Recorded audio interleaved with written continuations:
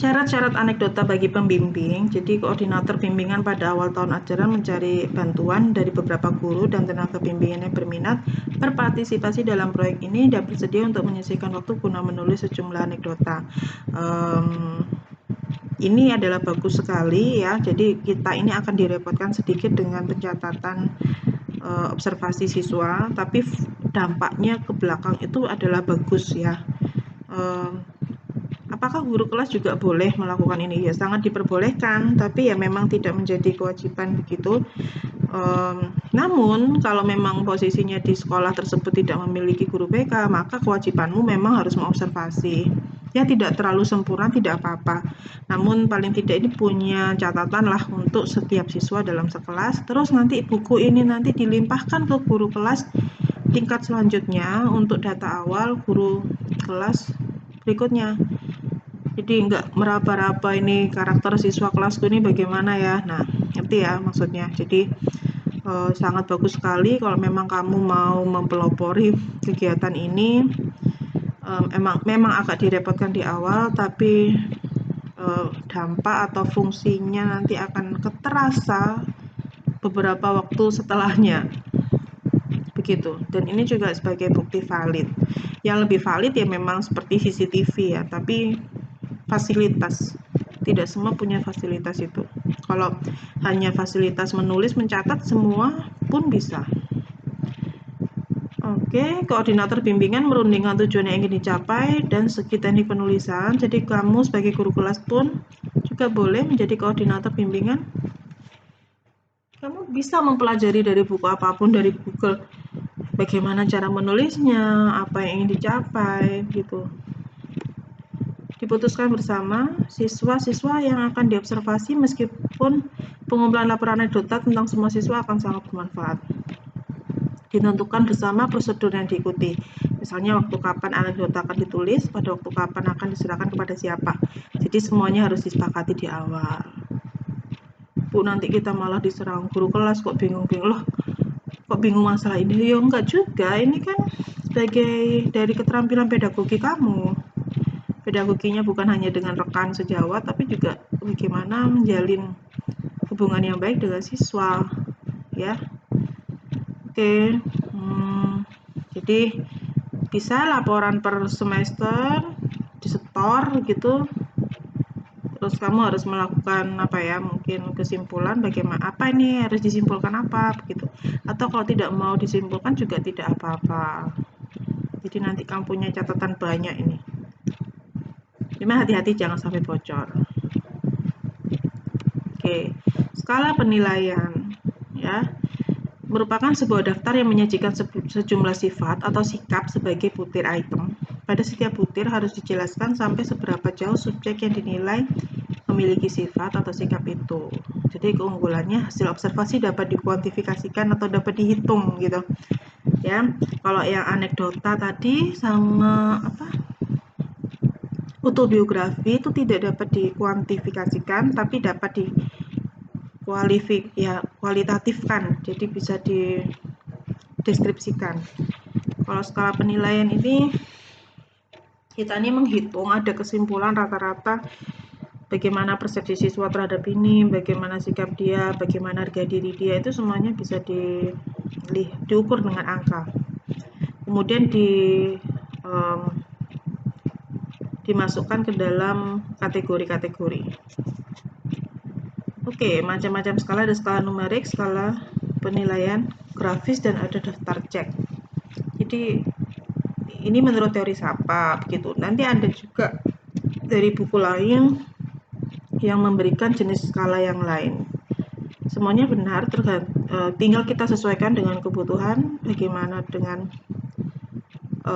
siswanya, semuanya disesuaikan.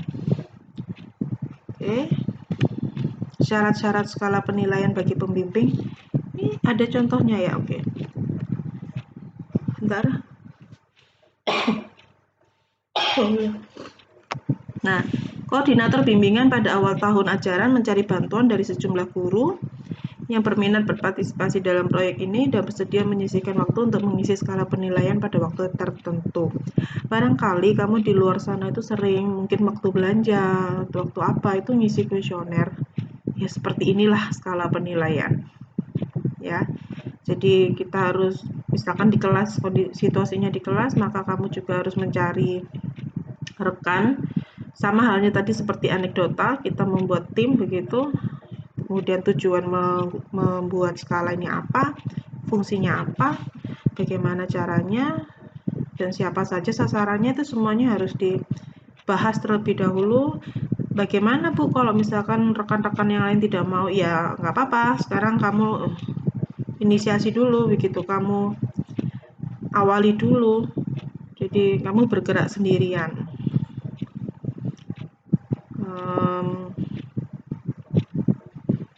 Jadi kapan dilakukan skala penilaian? Sama dengan seperti anekdota, jadi bisa seperti 1 semester sekali begitu. Nanti dibuatkan hasil ya, hasil yang didapatkan oleh persiswa nanti bisa dibuatkan grafik ya, peningkatan. Nah, seperti ini. Belajar membutuhkan situasi yang tenang. Nanti siswa tinggal memberikan centang yang mana. Saya menggunakan kelengkapan peralatan tulis dan buku. Nah, inilah fungsinya. Oke.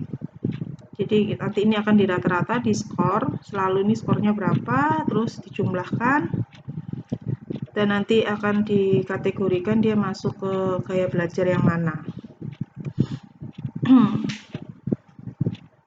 Ini ya versi English-nya. Respondent range between, ya ini jadi dia ini orang dewasa ya yang melakukan pengisian. Boleh dituliskan seperti ini.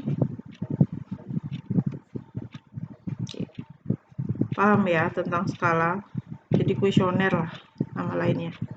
Oke, sosiometri. Di sini merupakan suatu metode untuk memperoleh data tentang jaringan hubungan sosial dalam suatu kelompok yang berukuran kecil sampai sedang berdasarkan preferensi antara anggota kelompok satu sama lain. Yang diselidiki yaitu status sosial masing-masing anggota kelompok menurut pandangan pribadi anggota lain dalam kelompok. Nggak ada ya contohnya. Instrumen pengumpulan data yang digunakan ialah angket sosiometri atau tes sosiometri yang membuat beberapa butir tentang preferensi individual yang harus dijawab. Jadi sebetulnya ini hampir sama dengan skala penilaian. Cuma bentuk penskorannya yang berbeda. Belum saya cantumkan ya. Oke, selanjutnya yaitu kunjungan rumah. Jadi kita mengambil datanya dengan mendatangi rumahnya siswa. Tujuannya untuk mengenal lingkungan hidup siswa sehari-hari. Bila informasi yang dibutuhkan tidak dapat diperoleh melalui angket atau wawancara mendalam. Itulah fungsinya kita datang ke rumah siswa. Jadi tapi janjian dulu ya, jangan mendadak. Takutnya nanti kamu hanya ketemu dengan pintu saja. Bisa juga untuk membicarakan kasus seorang siswa bila memerlukan kerjasama dengan orang tua, meskipun dalam hal ini orang tua biasanya diundang ke sekolah. Silahkan ya, barangkali memang orang tuanya repot atau tidak bisa datang, atau malu atau bagaimana. Nah inilah kamu yang harus rela hati untuk melakukan kunjungan rumah. Untung-untung kalau rumahnya dekat ya. Cuma di sini akhirnya kita harus menyediakan waktu untuk datang ke rumah karena itu di luar jam kerja. Oke, orang tua merasa tidak enak dipancing informasi macam-macam tentang keadaan keluarganya dan informasi yang dapat diperoleh terbatas sebab petugas bimbingan hanya melihat kamar tamu. Iya sih. Semuanya tergantung dari pendekatan. Kalau pendekatan kamu lancar, hangat, pasti semua akan mau memberikan informasi yang dibutuhkan. Oke, di sini ada prinsip kunjungan rumah, jadi mengadakan persiapan mental sebelumnya, menghindari memberikan kesan-kesan seolah diadakan pemeriksaan, harus ada kepastian sebelum berkunjung bahwa kedatangan ini akan disambut dengan baik. Informasi yang dapat dikumpulkan biasanya mencakup hal-hal berikut, yaitu letak rumah dalam keadaan dalam rumah, keadaan fisik, jadi seperti sehat enggak rumahnya, Ya, penerangannya ini bagaimana, fasilitas belajarnya bagaimana? Boleh kok Ibu, saya masuk